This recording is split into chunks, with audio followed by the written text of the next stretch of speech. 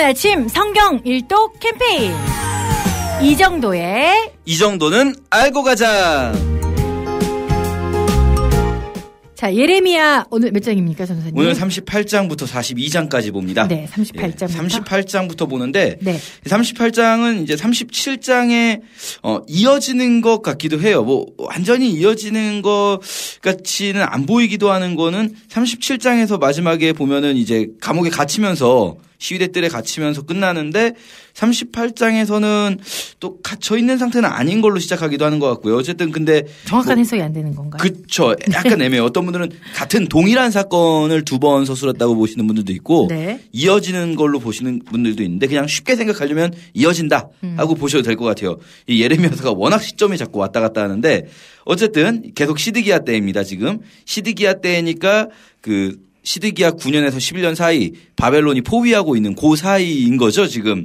자, 이때 스바랴랑 바술의 아들 그다랴 그리고 유갈과 뭐 바술 이런 여러 사람들이 한 4사람이 와서 예레미야가 백성들한테 하는 말을 들은 거예요. 예레미야가 막 선포하고 있는 이야기를 들은 건데 예레미야가 뭐 무슨 얘기 선포하겠습니까? 2절 보면 내용이 나오지만 뭐 맨날 그런 거죠. 다 죽을 거다.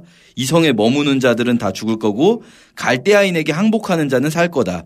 그러니까 갈대아라고 하면 바벨론이에요. 바벨론에게 항복해라. 그러면 목숨만은 살려준다. 뭐 이런 거죠. 나라는 멸망하지만 예루살렘은 멸망하지만 목숨만은 살려주겠다. 뭐 이런 식으로 얘기하니까 이걸 고관들이 성을 돌아다니다가 들은 거예요. 이 얘기를.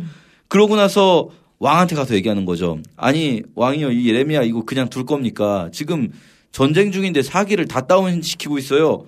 막 이렇게 말을 하니까 시드기야 왕이 뭐라고 대답하냐면 이 부분이 재밌어요. 5절인데 시드기야 왕이 이르되 보라 그가 너희 손 안에 있느니라. 왕은 조금도 너희를 거스를 수 없느니라 하는지라. 이렇게 말하거든요. 이게 무슨 말이겠습니까? 시드기야는요, 사실 시드기야는 예레미야가 진짜 하나님의 선지자라는 생각이 이미 조금 있어요. 그래서 자꾸 시드기야가 예레미야한테 물어보기도 맞아요. 하고 그런 거 저희 네. 여러 번 봤잖아요. 그럴 수밖에 없죠. 사실 여호야김 때만 해도 전혀 예레미야 말 아무도 안 믿었지만 지금 예레미야 말대로 계속 이루어지고 있거든요. 조금씩 바벨론이 드디어 침략까지 해왔고 다 망하고 예루살렘만 남았고 그런데 예레미야를 돕고 싶은 마음도 없지 않아 있지만 그래서 사실 37장에서도 예레미야 찾아와가지고 도와주고 이제 그 시위대 뜰에 옮겨준 거거든요. 요나단의 집에 뚜껑 있는 웅덩이에 갇혀있던 예레미야가 나 이대로 있으면 죽습니다 했더니 시위대 뜰로 이관해 준 거죠, 말하자면. 그랬는데 풀어주지는 않았어요. 그때도 아예 풀어주지는 못해요. 왜냐하면 바로 이 부분이에요. 왕은 조금도 너희를 거스를 수 없다. 시드기야는요, 예레미야가 하나님의 사람이라는 생각도 있고 그리고 하나님의 말씀대로 된다는 생각도 있지만 그보다 더 무서운 건 뭐냐면 신하들이에요. 이 고관들. 왜냐하면 하나님의 말씀이 장기적으로는 더 하나님의 말씀대로 되겠죠. 하지만 장기적인 것보다 더 가까이에 지금 당장 나를 폐위시킬 수 있는 건 고관들이거든요. 그렇죠. 네. 사실 지금 나라가 포위된 상황에서 왕에게 무슨 권능이 있겠어요. 이거 저희 그 남한산성이라는 영화 있는데 그거 보시면 딱 이 상황하고 맞거든요. 왕이 권력이 전혀 없죠. 그렇죠. 왕이 네. 하는 말이 아무 힘이 없어요. 그러니까 왕이 신하들한테 잘못 보이면 왕이 오히려 지금 잘릴 수 있는 상황인 거예요. 우리식으로 표현한다면 뭐냐면 이런 거죠.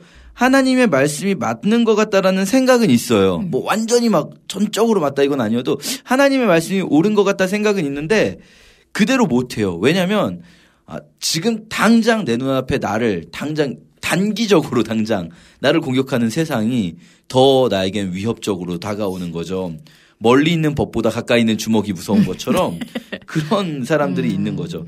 그래서 시드기야는 이렇게 되는데 우리가 이제 성경을 읽으면서 우리 자신을 대입시켜 보게 되잖아요. 물론 성경을 읽는 1차적인 방식은 등장인물들을 보기보다는 그 배후에 계신 하나님의 일하심을 보는 거지만 또 성경을 보면서는 그들의 상황과 또 그들의 반응, 그들의 생각을 보면서 우리 자신을 돌아보게 되는데 우리가 이제 예레미야서 읽으면서 우리 자신을 예레미야한테만 대입시키면 안 돼요.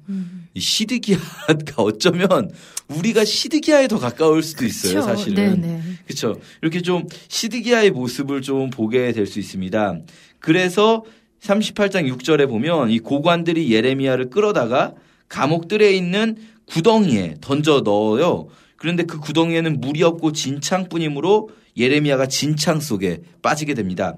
그때 그거를 보고 누가 그걸 또 보냐면 이 왕궁 안에도 그러니까 예레미야를 싫어하는 사람도 있고 예레미야가 하나님의 사람이라는 생각을 가진 사람들도 있는데 누가 보냐면 7절에 왕궁 내시 구스인 에벳멜렉이 봐요.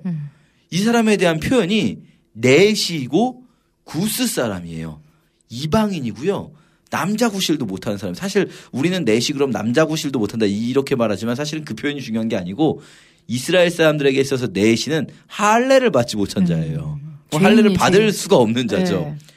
할례도 없는 이방인인 에벳멜렉이라는 사람이 그거를 보고 왕에게 가서 또 왕에게 말합니다. 9절에 내 주 왕이여 저 사람들이 선지자 예레미야에게 행한 모든 일이 악하니이다. 성중에 모든 떡이 떨어졌거늘 그가 거기서 굶어 죽을 겁니다. 그래서 시드기야가 또 그 말을 듣고는 시드기야는 진짜 줏대가 없어요.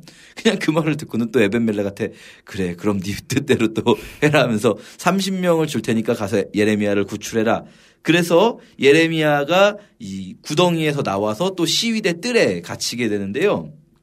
우리가 이 본문을 보면서 이 에벳멜렉이라는 사람이 오히려 하나님을 의지한다는 것 어떤 의미일까? 이 뒤에도 나오지만 이 시기에 이 이스라엘이 멸망하는 요 시기에 계속 반복적인 게 뭐냐면 오히려 이방인들 중에서 오히려 할례 없는 자들 중에서 하나님을 따르는 자들이 오히려 있을 수 있다는 거예요. 하나님 뜻대로 행하는 자들이. 네.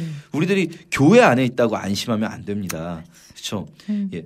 38장 14절에 보면 그래서 시드기야가 이제 예레미야를 몰래 찾아와요. 14절에 시드기야 왕이 사람을 보내서 예레미야를 성전 셋째 문으로 데려오게 하고 왕이 예레미야에게 가서 여호와의 성전 셋째 문에서 만나요. 이 무슨 말일까요? 어디 왕궁에서 만나는 것도 아니고 셋째 문. 은밀하게 지금 접선하는 거예요. 네네. 예, 사람 시켜가지고 예레미야를 글로 데리고 오게 하고 살짝 만나는 거죠. 그래서 이렇게 말합니다. 예레미야에게 이르되 내가 내게 한 가지 일을 물으리니 한마디도 숨기지 말라. 그러니까 예레미야가 뭐라고 하냐면요. 내가 왕에게 말해도 왕이 나를 죽이지 않을 겁니까? 내가 말을 해도 분명히 왕은 안 들으실 텐데 근데 그럼 나 죽이지 않겠다고 약속해 줄 수 있습니까? 그러니까 시드기야가 약속한다고 해요. 내가 정말 약속하겠는데 그럼 어떻게 할까? 그랬더니 예레미야가 하는 말이 항복하십시오. 항복하면 나라는 망하겠지만 목숨은 살려줄 겁니다. 이거 살려는 드릴게. 유명한 말이 있죠. 살려는 드릴게. 이렇게 말하니까 시드기야가 뭐라고 하냐면요. 나는 갈대아인에게 항복한 유다인을 두려워한다. 무슨 말이냐면 바벨론에 먼저 항복한 유다인들 있잖아요. 시드기야가 항복하면 그 사람들이 자기를 공격할 것 같은 거예요. 그러니까 그리고 조롱할 것 같다. 이게 두렵다는 거예요. 왕으로서. 근데 예레미야가 다시 한번 재차 말합니다. 살려는 드릴 테니까 항복하십시오. 그러면서 반드시 무리가 그 왕을 그들에게 넘기지 않을 거다. 죽이진 않을 거다. 왕의 생명은 보존될 거다. 그렇게 이야기를 하는데 시드기야가 들을까요? 예레미야 말을? 안 듣죠. 그러면서 뭐라고 하냐면요. 이렇게 말해요. 24절에 너는 이 말을 어느 사람에게도 알리지 말라. 그리하면 네가 죽지 아니하리라. 자, 이게 보세요. 앞에서 분명히 예레미야가 나 안 죽이겠다고 확실히 확답해 주셨을 때 무조건 안 죽인다고 했어요. 그런데 이제는 조건부로 안 죽이는 거예요. 뭐냐면 지금 여기서 했던 얘기, 우리가 나눈 얘기 아무한테도 하지 마. 그리고 시드기야가 돌아갑니다. 만약에 고관들이 와서 왕하고 만났다는 건 알 수가 있잖아요. 그럼 물어보죠. 이 고관들이 또 왕하고 무슨 얘기했어? 그렇게 물어보면 너는 이 구덩이에 있으면 제가 너무 힘드니까 구덩이로 돌려보내지 마시고 그냥 시위대 뜰로만 이렇게 이관해달라고 요청했다라고 그렇게 말해라. 너 그렇게 말했고 이렇게 말하는 거예요. 요거 어떻게 보면 37장 바로 앞장하고 같은 같은 것 같기도 한데요. 어쨌든 이렇게 시드기야라는 사람의 캐릭터를 볼 수가 있어요. 자기가 걱정되니까 예레미야 찾아왔지만 예레미야한테 자기가 듣고 싶은 말이 있는 거예요, 사실은. 근데 그 말을 못 들었어요. 그러면 또 그거 안 들어요, 그 말을. 시드기야가 듣고 싶은 말 뭐겠습니까? 그냥 하나님이 도와준다, 살려줄 거다 이 말 듣고 싶은 거죠. 자, 어쨌든 39장으로 가서 드디어 예루살렘이 함락되게 됩니다. 39장 1절 2절에 이렇게 나오죠. 시드기야 왕 9년에 바벨론 왕 느부갓네살이 예루살렘을 에워쌌고요. 시드기야 왕 11년에 성이 함락되었다. 그리고 이제 함락되니까 다 죽는 거죠. 6절에 보시면 너무나 처참하죠. 시드기야 눈앞에서 그의 아들들을 죽였고요. 그리고 모든 귀족을 죽이고 시드기야의 눈을 빼버리고요. 바벨론으로 옮기려고 사슬로 결박하게 됩니다. 이렇게 시드기야가 처참하게 죽는 거. 저희가 뭐 이미 열왕기 하에서도 보았지만 볼 때마다 너무 가슴 아픈 이야기입니다. 네. 39장부터는요, 이제 좀 저희가 이제 내일 볼 것까지 해서 좀 재미있는 에피소드가 길게 펼쳐지는데요. 39장에 이 사령관, 바벨론의 사령관 느부사라단이 예레미야를 끌고 가다가 예레미야를 풀어줘요. 그러면서 느부갓네살이 이미 느부사라단에게 얘기한 거예요. 이 사람은 선대해라. 이 사람은 선지자다. 이방인들이 더 잘하는 거예요. 이방인들이 더 잘 알아요. 그래서 예레미야가 구스인 에벤멜렉, 자기 도와줬던 사람에게 가서 축복을 선포하게 되고요. 이때부터 예루살렘에 누가 남냐면 아무 소유가 없는 빈민들이 유다 땅에 남게 됩니다. 그리고 이제 40장에서 느부사라단이 예레미야를 압송하다가 풀어주게 되는데요. 이건 느부갓네살이 시킨 거죠. 풀어주면서 가고 싶은 데로 가라 그럽니다. 그때 이제 예레미야가 어디로 가게 되냐면 바벨론이요. 이 이스라엘 땅, 유다 땅을 통치하라고 총독을 세웠는데 그게 유다 귀족 출신인 그달랴라는 사람이에요. 이 그달랴라는 사람에게 예레미야가 가는 거예요. 이 그달랴라는 사람이요. 바벨론이 세운 총독이지만 유다의 귀족이고 괜찮은 사람이에요. 나름대로 이제 잘해보려고 하는 사람이죠. 그래서 막 모압, 에돔, 암몬 이렇게 옆 나라로 피난 갔던 사람들이 돌아와요. 아, 그달랴가 총독이 됐다는구나. 아, 좀 괜찮을 것 같아. 안정되겠지 하면서 돌아오고요. 예레미야도 그달랴 밑으로 그달랴에게 가고 또 장군인 요하난이라는 사람도 그달랴에게 갑니다. 이제 조금 안정이 되게 되는 거죠. 바벨론이 친 다음에. 그런데 그때 이 장군들이 가레아의 아들 요하난을 비롯한 장군들이 첩보를 받아요. 그게 뭐냐면 암몬 쪽의 움직임이 심상치 않다. 왜냐하면 이거는 성경에 나오는 건 아니지만 암몬 입장에서는 바벨론이 다 이 땅을 정복했는데 똑같은 바벨론의 식민지인데 그런데 유다의 그달랴가 이 지역의 통치자가 된 거예요. 그러니까 그게 좀 마음에 안 드는 거예요. 암몬 입장에서는. 그래서 자기들 말을 잘 들을 만한 꼭두각시를 세우고 싶어요. 이 지역에. 그게 누구냐면 이 그달랴는 귀족인데 왕족 출신인 이스마엘이 있어요. 이 유다 왕족 출신인 그 사람을 부추겨요.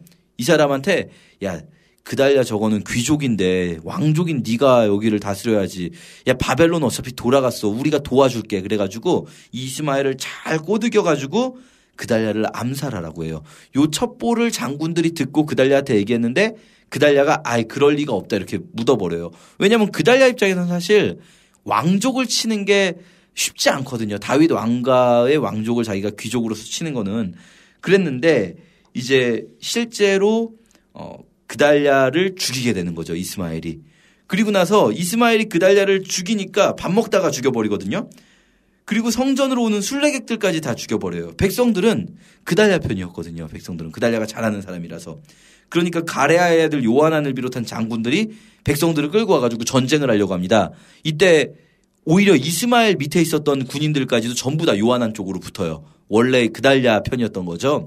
그래서 이스마엘이 도망갑니다. 문제는 여기까지는 이제 중요하잖아요. 여기서부터 이제 문제가 발생하는데 바벨론이 세운 총독을 죽인 거잖아요. 우리가 죽인 건 가레아의 아들 요하난과 백성들 입장에서 우리가 죽인 게 아니라 이스마엘이 나쁜 놈이 죽인 거지만 어쨌든 바벨론이 화가 날 것 같은 거예요. 바벨론이 세운 총독과 바벨론 군대를 죽였으니까 바벨론이 쳐들어올 것 같으니까 야 이거 안 되겠다. 우리 도망가자.